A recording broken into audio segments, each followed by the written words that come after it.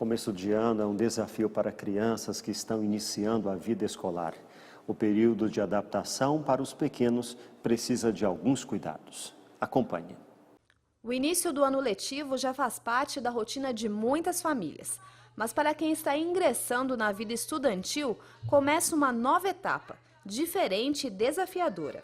Essa fase de início escolar pode mexer muito com as emoções aí, tanto dos adultos quanto das crianças, né? Para muitas famílias, o primeiro momento em que a criança vai passar por um longo período separada dos pais ou dos cuidadores. Então, uma mudança de rotina muito grande na vida da família.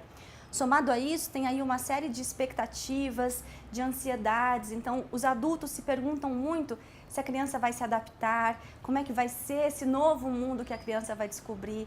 Nós passamos boa parte da nossa vida dentro das escolas. Só para concluir a educação básica são 12 anos. E se for contar com o ensino superior, cursos e especializações, o número é bem maior e pode chegar na casa dos 20 anos. E é aqui, na sala de aula, que começam os grandes desafios. E não só para as crianças, mas também para os pais.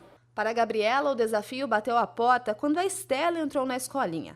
Mas esse ano começa tudo de novo.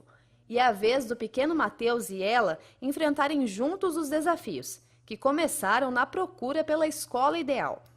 Pesquisei todas da região, fui em todas as escolas e foi um trabalho de uns 2 meses, procurando, né, conversando, visitando, vendo o site, até decidir. Ela fez os primeiros passos da maneira correta, pesquisou, levou o pequeno para conhecer a escola e tem cuidado desse momento com carinho.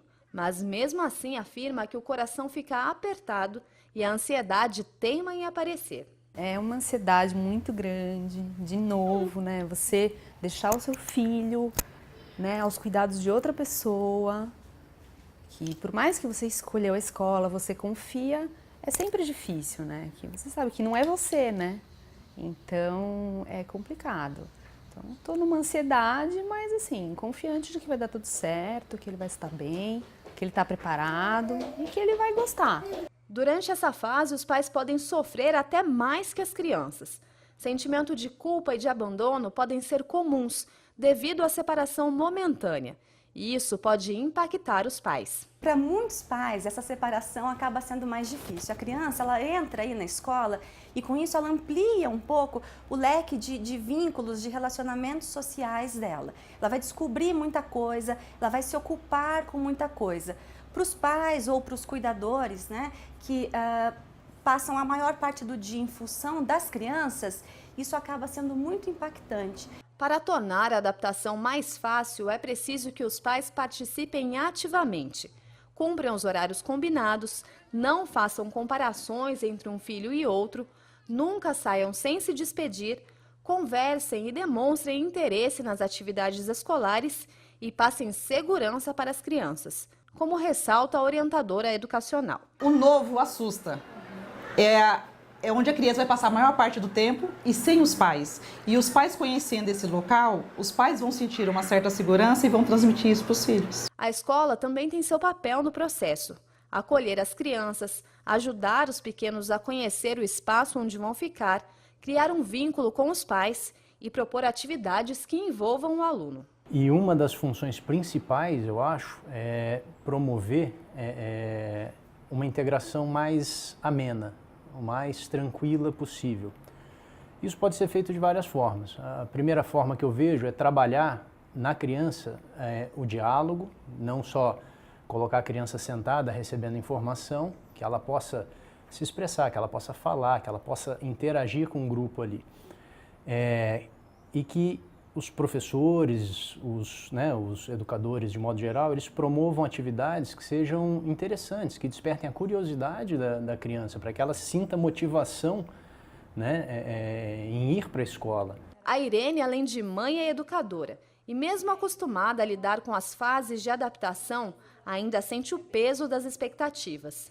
Sua filhinha, a Sara, está acostumada com o ambiente escolar desde bebê, mas daqui a alguns dias vai enfrentar os desafios do primeiro ano do ensino fundamental. É uma mudança assim, muito significativa para a vida dela, né? É um amadurecimento, é uma nova fase. Desde os 7 meses ela já frequenta esse ambiente escolar, né? Nós temos muitas expectativas em relação principalmente ao período de adaptação, porque o período de adaptação é fundamental para a criança, para a família, para se ambientar, né? E a família, antes de tudo, tem que ter muita tranquilidade, segurança, mostrar para a criança que aquele é um ambiente seguro, né?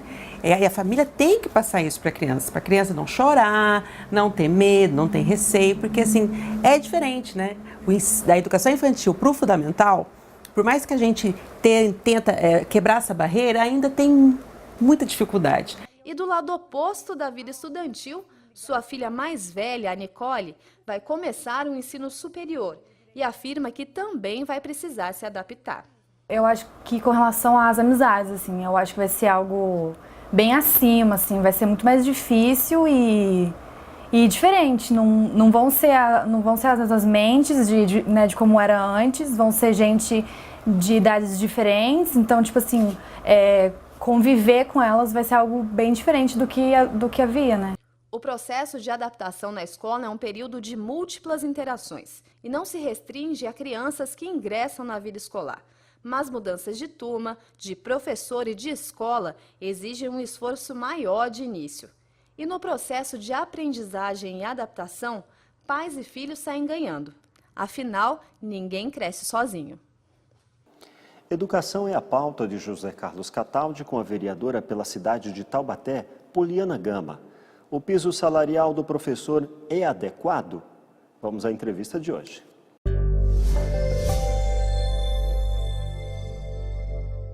Hoje o nosso tema é muito importante. Vamos falar de educação, base de tudo. Afinal de contas, se a gente não tem o exercício básico da educação, não se consegue plantar a democracia, as questões igualitárias.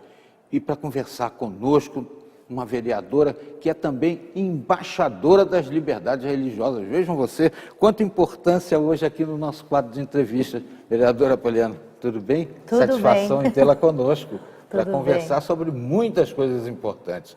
Primeiro, essa coisa do salário do professor, né? O que a senhora acha desse piso? Bom, a questão do piso, a gente não pode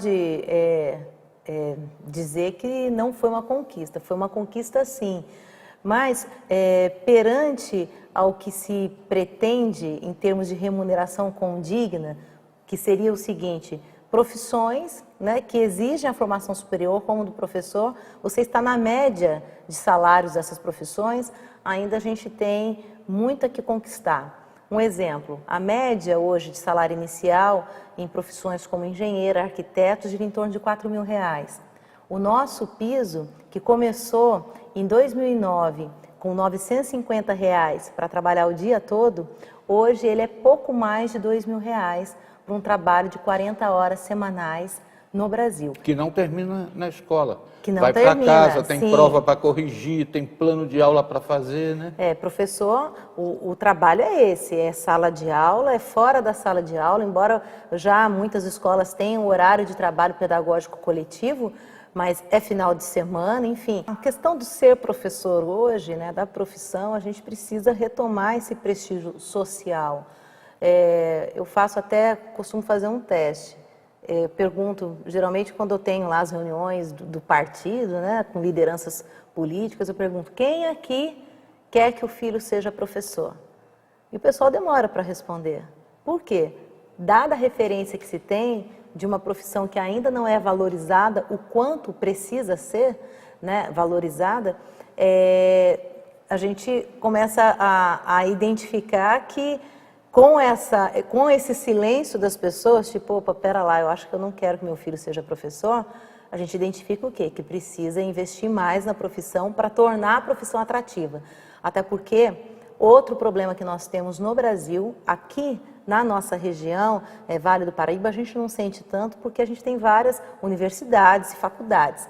Mas no Brasil já começa a se faltar professor, principalmente nas áreas de exatas, matemática, química, física. Por que falta professor? Porque quando se olha para salário, para condições de trabalho desse professor, da carreira desse professor, para a desvalorização social, o jovem ele fica desmotivado. Então ele começa a buscar uma outra profissão que ajude ele a conquistar o que ele tem ali de sonho para a sua vida. E que ele, infelizmente, a maioria, falo isso porque foi pesquisa que fiz, né, para dissertação de mestrado, a maioria deles não entende que a profissão, né, professor, possa contribuir para que ele conquiste a segurança para a sua família, a sua casa, o seu reconhecimento por parte da sociedade. E tem uma realidade perversa, né, professora? Porque a gente fica imaginando que segurança tem aquele que é considerado hoje o professor substituto. Por que não fazem um concurso para pegar essa gente? Eu vejo aí pegarem a laço as pessoas para serem substitutos, a gente vai lá dar aula de qualquer coisa. Ele não é um especialista, ele vai lá para cobrir buraco de colega. A gente começa a ter um retrocesso. Nós já tivemos problemas semelhantes disso, né, na educação pública. Consideramos que estávamos vencendo, mas não. Em Taubaté, por exemplo, a gente tem tido um problema assim, muito grave com falta de professores e, para acentuar ainda a gravidade da situação, justamente o como você vai contratar professores eventuais, professores para substituir essas faltas. Às vezes uma falta-aula, falta de um dia, de 2 dias. Como que você vai chamar esses professores? Porque também tem uma série aí de legislações que você tem que, como detentor de um mandato, né? Você tem que cumprir para você também não receber um processo. A Firjan, Federação das Indústrias do Rio de Janeiro, elencou as 500 cidades mais desenvolvidas do Brasil. E aqui no Vale, Taubaté ficou em 2º lugar. Vou lhe pedir para comentar essa história, né? Mas daqui a pouco, na continuidade da nossa entrevista com a vereadora Poliana Gama, que é professora, defende o magistério e também defende grandes programas sociais para o Vale do Paraíba.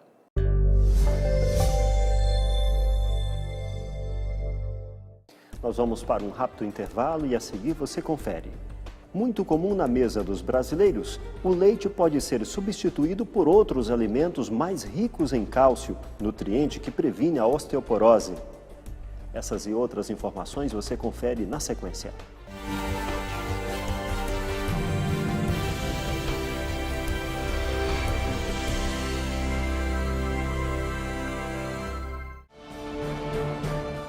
O repórtersetorial.com é o seu novo acesso.